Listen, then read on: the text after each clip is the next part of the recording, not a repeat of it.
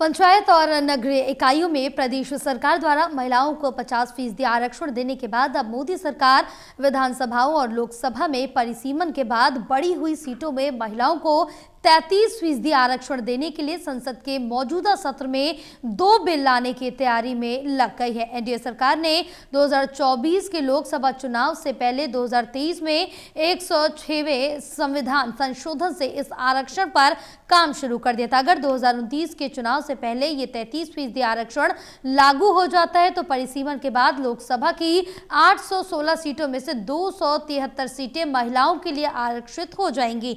हरियाणा में भी लोकसभा सीटें 10 से बढ़कर 15 हो सकती हैं।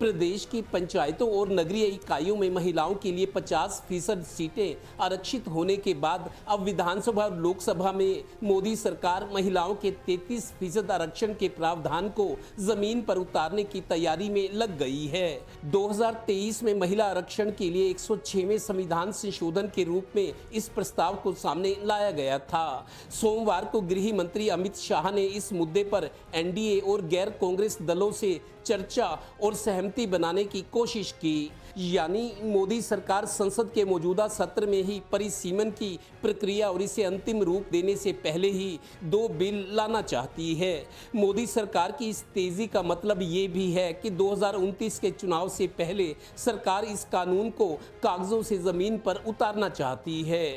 पंचायतों के अंदर रिजर्वेशन हुआ था तभी यही बातें कही गई थी कि अरे ये तो महिलाएं चला नहीं पाएंगी, इनके पति चलाएंगे। ठीक है, थोड़े दिन हुआ ऐसे, मैं नहीं कहती नहीं, पति सरपंच पति सरपंच जो भी कह लो वो वाला, लेकिन आज जो है महिलाएं जो है पूरी सक्षम होकर जो है पूरा काम की हैं। और मैं समझती हूँ, कहना बुरा नहीं मानना, जहाँ महिलाओं का हाथ होता है वहाँ पुरुषों से ज्यादा अच्छा काम होता है। इसमें निश्चित तौर से ईमानदारी के साथ और जो है वो पूरा निष्ठा के साथ काम करती हैं। गौरतलब है कि नया परिसीमन लागू होने के बाद लोकसभा की 547 सीटों से बढ़कर ये सीटें 816 हो जाएंगी।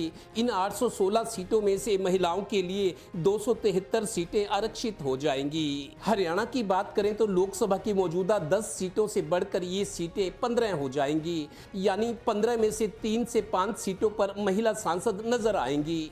विधानसभा सीटों की बात करें तो परिसीमन के बाद ये संख्या बढ़कर 117 सीटों तक हो जाएगी।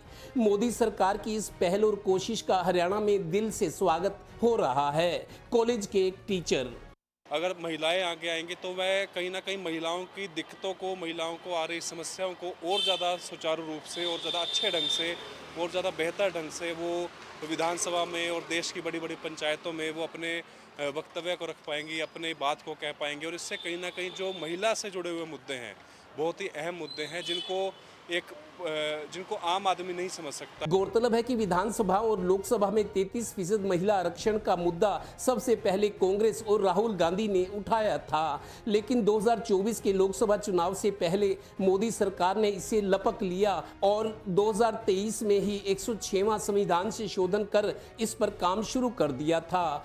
अगर महिलाओं को विधानसभा और लोकसभा में 33% आरक्षण का लाभ मिलने लगेगा तो नारी शक्ति का सचमुच वंदन होगा और 2029 भी पार। Haryana bureau, total news.